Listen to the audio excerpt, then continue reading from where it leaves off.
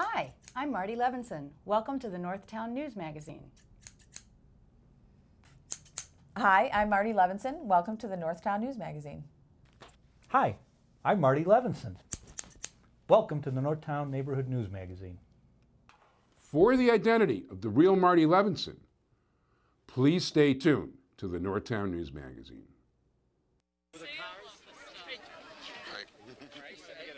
Sure. Can we grab you? Sure. Oh, yeah. 8 years. I want to do it. I want to. Oh, thank you. Yes, I do. You should say that on the air. I will. Come on, baby, don't you wanna go?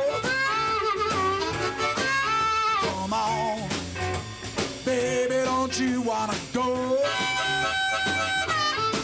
Back to that lemon light city, Sweet Hope, Chicago. 224 446. Come on, baby, now get your business fixed. Come on. Hi there, I'm Marty Levinson. Welcome to the Northtown News Magazine with the greatest cameraman around, Sonny Hersh, and your host, Avi Meyers. Thank you, Marty. I call this court to order, courtesy of my Michael Bender. I love this little pencil here, and I guess you can already see I like this guy. I don't even know who he's running against him, but I do like Michael Bender, and he is a sitting judge in the Ninth, so thank you so much for my little gavel here. Anyway, welcome to the Northtown Neighborhood News Magazine, a presentation of Sonny Hersh and myself. Dial us up on the web at ntnm.org. Community policing, love community policing. I'm not so sure I like what the police department is doing with community policing. We don't exactly have a 24th district commander yet, and we're hoping we get a very... We've had so many great commanders over the years. We hope we get another one in that vein, and will take us back with the community and be great for the not just for the community policing guys like meaning Sonny and myself and the rest who do such a terrific job. Them much more than me, but for the organizations and the neighborhoods and the whole shot. In any event, caps24.org for all the local meetings. 311 citywide. You can also find all sorts of other information on caps24.org. There's probably other stuff I will think later tonight. Why didn't you mention that on the show? But I didn't. But at this point, it is a pleasure and privilege to have the leading election lawyer in the state of Illinois, somebody who does a really terrific. Hi, I'm Marty Levinson. Welcome to the Northtown News Magazine. And we're talking about James P. Nally. Jim, how you doing? I'm doing good. Marty, don't worry. I'm not going to the barbering business, so you do a fine job. Yes, he does. And although obviously I wasn't there today. There is, now of course, like this isn't going to be on the air until mid-August is when we're talking. So we're going to be sticking our feet in our mouth, making predictions and talking about stuff that may or may not come true. But there's so much going on right now, it's not even funny. Yeah, well, some of it's settled down, obviously. There's some people like Lisa Madigan who have indicated now what they're going to do, but there's still a lot of speculation, a lot of possibilities about what people may run for or not run for, or when they're going to run for it. And it's a very, very fluid time in the political and governmental area. Now, when can people start filing petitions or getting their petitions signed? Well, actually, beginning August 4th. So this is already going on as we... Now, some of you are watching this on the web before it airs, but right. By the time it actually airs, people will be already getting their petitions out. Right. So people can begin circulating on August 4th, and then the first day for filing of nomination petitions will be October the 26th. And there'll be a one-week filing period. So October 26th to about November 2nd or 3rd, something like that? Right. And then there'll be a period, one-week period after that for any objections to be filed to petitions. And then there'll be some time in November where the electoral boards will be hearing whatever objections to decide if people are going to remain on the ballot or if there's deficiencies in what they filed and they might be knocked off. But all of this, of course, is driven by the fact that in 2008, the legislature moved up the primary date, which traditionally had been a March date, to February. It was the third Tuesday in March, and now it's the first Tuesday in February, which I think is February 5th this time. Actually, in 2010, it'll be February 2nd. It's even quicker. Okay. Yeah. So, and that was done because there was a feeling that Illinois had been left out of the presidential sweepstakes because by the time it got around to the presidential primaries during years when the presidency was being contested, that the decision had already been made. Enough delegates had already been chosen in other primaries in other states that Illinois was an afterthought. So the idea was that the primary would be moved up, and Illinois would, have a bigger voice in terms of, helping to pick the nominee of each party instead of just adding to the total of someone who's already effectively been nominated. Well, it seems to have definitely worked because the president's from Kenwood, so... Yeah, well, that worked out very well. There was actually some discussion about moving it back, at least in non-presidential years, moving it back to March. And actually, Governor Quinn floated an idea briefly to move the primary to September. Which actually is an interesting idea from the fact that there'd be less of a campaign. Well, yeah, I mean, if you think about it, there'd be a long campaign prior to September where the parties would be choosing people in the primary, but then there'd be a very truncated 6-week general election campaign from mid-September until the first Tuesday in November when the general election would be held. So it would really cut down the time for the general election, but that plan didn't go anywhere, nor did the idea of moving the non-presidential primary years back to March. Yeah, so, actually, that might be too little time for an actual election from September to November. Right. I mean, that's almost, if you look, it's almost like the parliamentary systems in Europe. Those are done on those kind of time frames where there's some kind of initial choosing, each party declaring the election, and then very often those elections are held in a 6 or 8 week period between the time an election is declared and the time it takes place. But there's a major difference because then you're actually voting for a party, and if a party gets 20 seats, let's say, the party themselves submitted a list of their top 20 people, so you're not really voting for individuals as much in many of these elections. Not all of them. I mean, there's plenty of different systems of government. Right. But, No, but you're I know, correct, for though. instance, in Israel, which has a British-type parliamentary system, if there's 60 seats to be had, they'll slate out 60 candidates. But basically, however many, it'll be the top 10, 12, 15, 20. On that list, right. Right. So, yeah, exactly. When you're voting in a parliamentary system, you will not know particularly what individuals will end up holding the seats. You're essentially casting a ballot for a party platform supporting a particular party, which kind of runs very contrary to the way things are done here because, if anything, particularly in Illinois, there's a lot of ticket splitting that always goes on.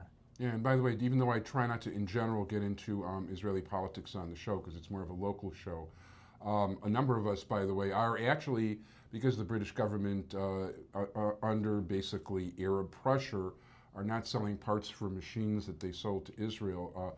We're boycotting Scotch, and since Ireland has always been very friendly with Jewish people, two mayors of Dublin were actually Jewish, and Ireland is the only country in Europe that's never had a pogrom. We urge you to switch to Jameson. Well, being of Irish heritage, I commend that idea. I'll drink to that, but it's unfortunately only water, guys. I'm sorry. We'll wait till we're off camera. Thanks. That sounds good. In any event, so early voting this year? Yep, there'll be early voting commencing in January. It's going to be very interesting because if you look at the dynamics of this, there's going to be a lot of activity starting in August when people start circulating their petitions, leading up to the filing of the petitions in the last week of October. And then there'll be activity sorting out the ballot in terms of objections to candidate petitions that will take place primarily during the month of November. But if you think about it, then the end of November you're going to hit Thanksgiving, and then you get into the big holiday season. And the way it kind of worked last time with the February election in 2008, that period between Thanksgiving and New Year's was really kind of lost time in terms of any political activity taking place because people are just not focused on it. No, not at all. And then on top of it, let's say if Jay Cutler's really good and the Bears get into the Super Bowl. Oh, sure. I remember in 2006 when the primary was in March, there still was a point where you really couldn't do anything because everybody was glued to the Bears on a Sunday. Right. You couldn't get the political workers out. Well, that's it. And it was, with the holiday season the way it falls, we basically have a 5 or 6 week holiday season starting in Thanksgiving and ending with New Year's Day. And people aren't interested. They're focused on family, and they're focused on shopping, and they're focused on everything but political activity. And frankly, the way Reinsdorf, Paxson, and Foreman are messing up the Bulls, I got to pull my hopes on the Bears during the winter this year. I think the Bears will be very interesting. Hopefully interesting good. Between the holidays and the Bears, there won't be a lot of interest. So what it effectively has created is a campaign that begins January 2nd and is going to end February 2nd with the elections. So and you know what? I've got a campaign. I really need to put out Jewish Chicago, I figure, like about a day or two before the early voting period starts. Right. Because that many people vote. There are so many people that I wish would have been able to have seen the judicial recommendations I had. And early voting will start, by the second week of January. So it's basically it's actually, I think, what is it, 22 days before the election? Right. So Jewish Chicago needs to come out, okay, I'm thinking out loud now, but 24, 25 days before I need to really come out the Thursday before early voting. Yeah, it's going to be a lot of activity in terms of petitions and getting people on the ballot and finalizing the ballot after objections are heard, and then there's going to be this big lull for several weeks during most of December, well, the whole month of December basically. Yeah. And then January 2nd, things are going to go right into overdrive for a 4-week period, and then the election day is come and gone. Of course, I'll be following it like the political junkie I am. Well, it's going to be very intense, but I think voters ought to be prepared too, because I think most candidates are going to realize that it's not going to be a wise use of resources to put a lot of commercials or mailings out during the holiday season. People are not going to pay attention. Yeah, you're going to have to put your chips on when the time counts. That's for sure. But what's going to happen is be prepared, voters, because starting January 2nd, you're going to be inundated, and you're not going to be able to turn on a television or listen to a radio or pick up a newspaper without just everything being political. Yeah, whatever newspapers are still left at that time. Well, the internet, whatever. Jewish Chicago, it's free, you want it. There'll still be newspapers. There's a certain number of people, at least maybe of our generation and older, who are going to see to that. I don't know. This is already a couple months old, but June actually this is true. It is actually the official newspaper bathroom reading month. So you can't bring the internet there. So. I can't take a bath without a newspaper. It is a problem. Yeah, and you don't want to bring the computer monitor in there. Yeah, and by the way, Tribune, I really miss Beth Botts. That was a low blow.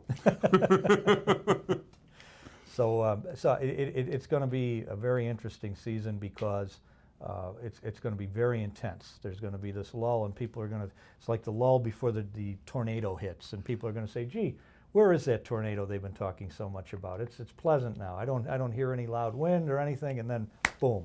I think you're going to see a real lot of people running too. I think there's going to be a lot of people running. And you know what? You're definitely in a situation where you're going to. You know about that because a lot of people have to come to you for filing. Right. I mean, I've had people coming to me since the beginning of this year, even before the municipal elections that took place in February and April of 2009 were over, already talking about, I want to run for something in 2010, a judicial race or state representative or whatever.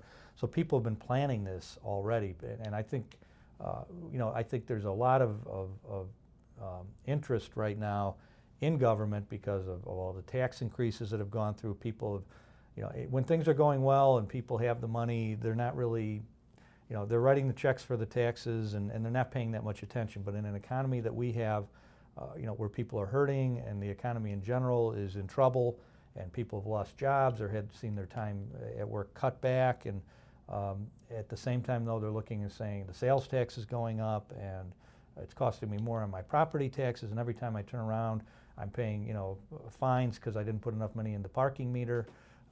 There's a lot of anger out there. There's a lot of people who are really, really upset. And I think people will go to the polls and express it. By the way, I love when you always say, like, in the interest of full disclosure, if I happen to be talking about somebody that might be your client. In the interest of full disclosure, I already sold the back cover of Jewish Chicago, and 2 months ago, it totally freaked me out. And by the way, thanks, because I really needed it. The economy's been rough. Oh, also in the interest of full disclosure, it's very important for me to reveal that many of the guests you see on the show are bribed with herbs from my backyard. Although, you know what, you're growing your own now. Well, you started me, though. You started me, and I'm going to have a nice crop of horseradish thanks to you. He's got a serious green thumb. I bribed him with horseradish this time, but the basil he took from me 2 years ago, he's kept that plant alive for 2 years, which I think is a remarkable achievement. Yeah. Keep it in the basement near the furnace and keep it moist, and you will have no problems. Put it right out in the spring. Yeah, we had Elizabeth Vitale on the show last week, and I was telling her that you were able to do it, and she took some some basil home. So did Bridget Gaynor, by the way, too. I don't know if she's going to plant it, but she's going to eat it. Yeah, well, it is great, and it's so nice to be able to go out in your own garden and just reach down and pick some of that up when you need, you're preparing a meal. It is. You know what? Maybe I should film part of the August 5th show, weather permitting, in the backyard and let people see the garden. That'd be really fun. is pretty nice. And, you know what? My neighbor, Mary Engel, and I want to thank her. They're having like a big family thing, and afterwards she's got all this lawn furniture she doesn't have room for anymore. So she wants to give me the swing and a couple of tables for the backyard, so maybe we could make a whole new set out of it. Yeah, that'll be the summer home of the Northtown Neighborhood News magazine. Yeah, it would be fun, actually. Yeah, and by the way, unfortunately, in the interest of full disclosure, all the herbs are illegal, darn it. We would have it no other way. Yeah, no. When it comes to drugs these days, it's basically whatever I got from prescriptions over at Costco. So, it's no fun getting older. No, that is true. So we've got a lot of races. Obviously, it's tough to speculate now because a lot of these decisions will have been made. But yeah, as you said, that Lisa Madigan was really the big pin, and her staying where she went, staying at the Attorney General's spot, really surprised me. One of the speculations I saw. Rich Miller, who was very friendly with her, as a matter of fact, Larry Sufferton likes to refer to him sometimes as Mike Madigan's PR guy. I don't think that's true 100% of the time. Well, Rich covers the waterfront. He's if it's going on politically, he's got coverage. I give Rich a lot of credit because he's got such a needed service. He really does, and nobody would be covering Springfield if it wasn't for him. We're talking about the Capitol Facts, and then right. He also writes a column that's published in a lot of the newspapers. Oh, there's one in the state. Sun-Times. Yeah. There's one in the Economist paper, and yeah, it's really good stuff. And it's free to read the thing. So Capitol, it's Capitol. It's really good to read, and he's got links daily to all these different newspapers downstate also. So I'll get to read what's going on in the Springfield Journal Register, and well, that's a real service because we're in Chicago here, and I'm as guilty as anyone else. Sometimes we think we're the center of the universe, and we don't realize there's a lot of Illinois out there besides Chicago and the surrounding collar counties.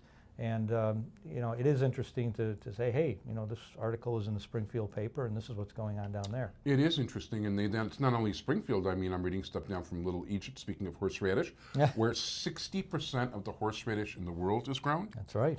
Illinois is the epicenter of horseradish. Yes, it is, and I love horseradish.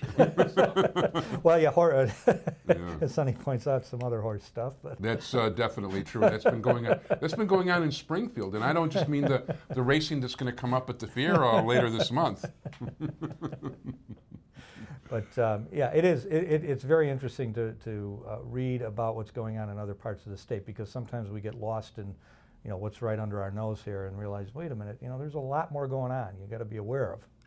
Yeah, he was speculating that he actually, he thinks that Madigan might be worried, Mike Madigan and Lisa also, that this might turn into a Republican year in 2010 as a backlash to the economy, what's going on, and plus, as you were mentioning off the air earlier, the Democrat, I think it was you, that the Democrats really have caused the problems in Illinois. Well, you know what, the dynamic is very interesting because keep in mind a couple of things. We've got the Green Party out there that as a result of the last gubernatorial election is an established political party in Illinois, just like the Republicans and the Democrats. Any party that gets more than 5% of the vote at a general election, and the Green Party in the last gubernatorial election garnered almost a little over 10%, actually.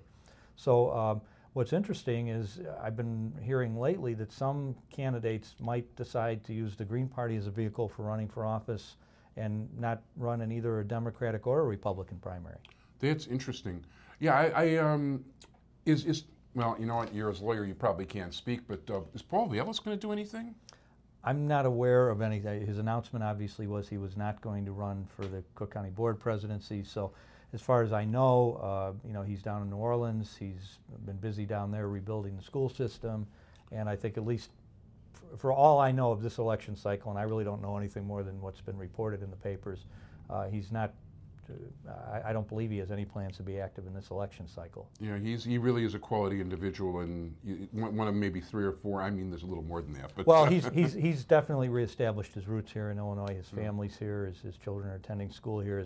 His home is here. He commutes back and forth from New Orleans to Illinois.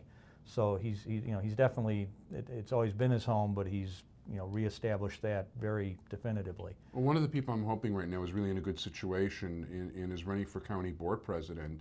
And in the interest of full disclosure, I'm saying this because I really think he's absolutely terrific. And is Terry O'Brien. Oh yeah, well, Terry's certainly looking at that race as we talk. He hasn't made any formal announcement yet, but there's a number of people who are in the same boat as him right now, who haven't formally come up but are looking at it very, very closely.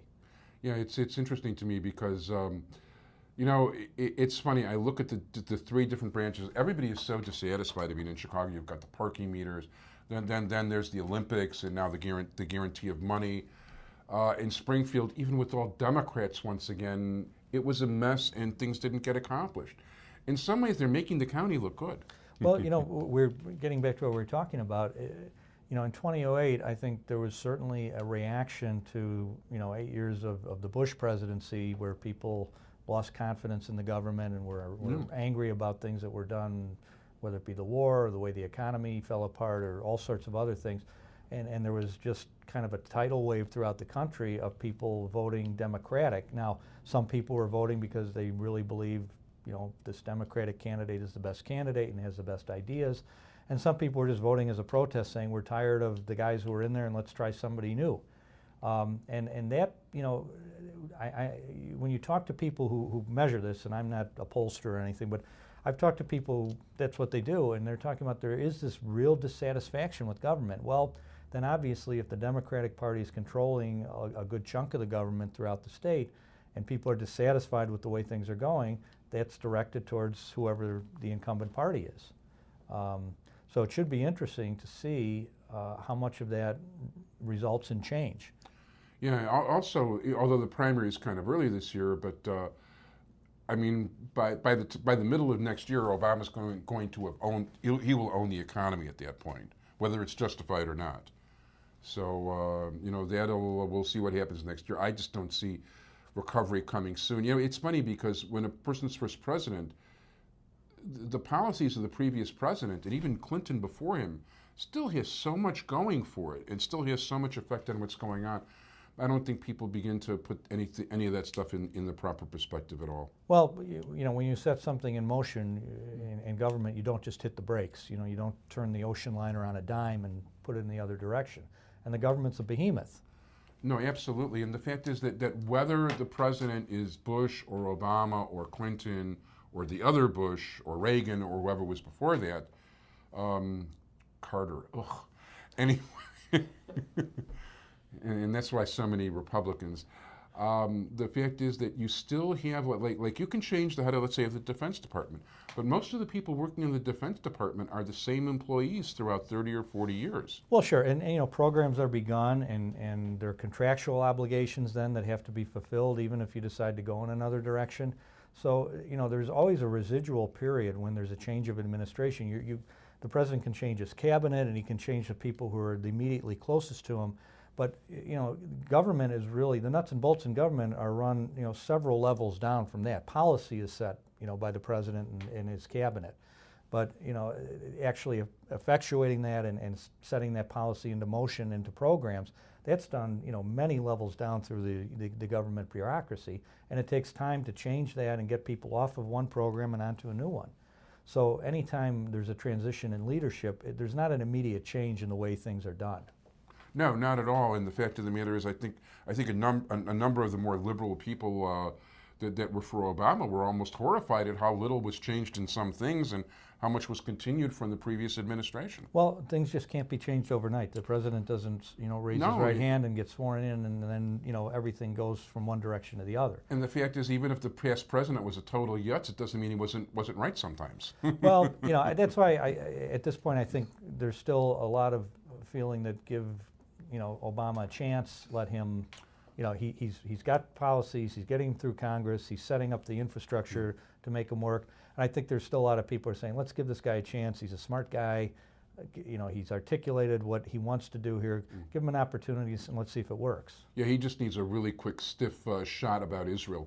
But, well, you still have to cheer for him. I think not people, about Israel, again, but people were ready for a change, and it was going to happen. That. I fully understood it. I fully understood that there was no way, especially in Illinois over here. how is Obama not going to landslide it? Well, and taking what happened nationally, we're getting back to what could happen here in Illinois. Now, there are a lot of variables there. It doesn't mean there's going to be a wholesale, change in government or anything like that.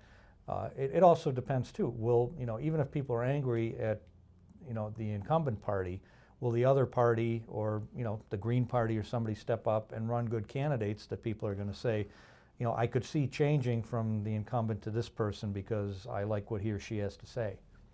Yeah, that's definitely a major factor. And as a matter of fact, speaking of good candidates, you know what? I just want to say hi on the air. I know you watch the show. Dean Maragos. I happened to run into him at the Illinois State Crime Commission banquet, and he would make an absolutely terrific commissioner of the Water Reclamation District. Dean's a good guy, and he's worked very hard. He's run a couple times, and the numbers just haven't added up for him. But he certainly could not be faulted for the amount of time and effort he put into it. No, and I hope he runs again. And I told him if he runs again, he's got an open gate to come on the show. By the way, all of you candidates out there, I do invite lots of people. Some people don't want to come on, like I haven't had my state representative on in maybe 10 years. My state senator, I do invite every time to the show. Ira, hi. And you're more than invited. And in any event, if you want to come on the show, especially like if you're in this area, we film out of West Rogers Park, which we're trying to call Westridge these days. But, if you're a countywide candidate, if you're a statewide candidate, give me a call. I'd love to have you on. Absolutely. I'll try to get everybody I possibly can have on before the election. They can email you through the link on the web. Yeah, email me. Go to ntnm.org, avy@ureach.com. My phone number is at the end of the show, 773-290-2677. You can call me at 773-290-2677. Pick up the phone right now, call me, and I'll book you, usually. Well, and before we run out of time, I just want to say very quickly, I want to congratulate you on the award you did get. You mentioned the banquet, and the Illinois Crime Commission gave you an award this last month, June. Right, which actually is a month and a half now, but right. That's okay. But no, it was really nice, and I do want to thank the Illinois State Crime Commission, and it was a really nice banquet. They got Sonny and I and Mike Moses kosher TV dinners. And actually, it's funny because they were going to charge us initially $50 extra the hotel, and it took a smart Irish lawyer sitting to my left to tell me what to tell them, that after all, they knew that they were inviting this religious Jew and they were looking to get tickets and bring people. And Jerry Elsner was more than nice enough to make sure that the fee got waived and everybody could get their dinners and all the rest of it. And that's one of the reasons why you gotta switch from Scotch to Jameson, because really the Jews and the Irish just plain get along. And you know what? There's just that special kick Jameson's got. Bring it to your kiddish Shabbos morning over at Shul. You're really going to enjoy it. Get your blood pumping in the morning. Absolutely. Well, we're just talking on the Sabbath, because we're not working that day and all the rest of it. Oh, and by the way, the service is also, just so you know, a little over 2 hours. So, after sitting in synagogue for over 2 hours, you're entitled to a Shabbat. Absolutely. You've earned it. That's for sure. Well, we still have about a minute and a half. So, any territory? It's so hard to talk. We usually don't talk this far in advance, but this time we are. Yeah. Well, I just think voters be prepared, because particularly the one good thing about moving up the primary is people have good weather to go out and circulate their petitions, as opposed to in the old days when, most of the circulating would take place. That's true. October, November, when the weather could be very nasty around here. So be prepared if you're out at a block party or a festival or something, that the guy with the clipboard is going to be walking up to you. Pardon me, sir, or pardon me, ma'am.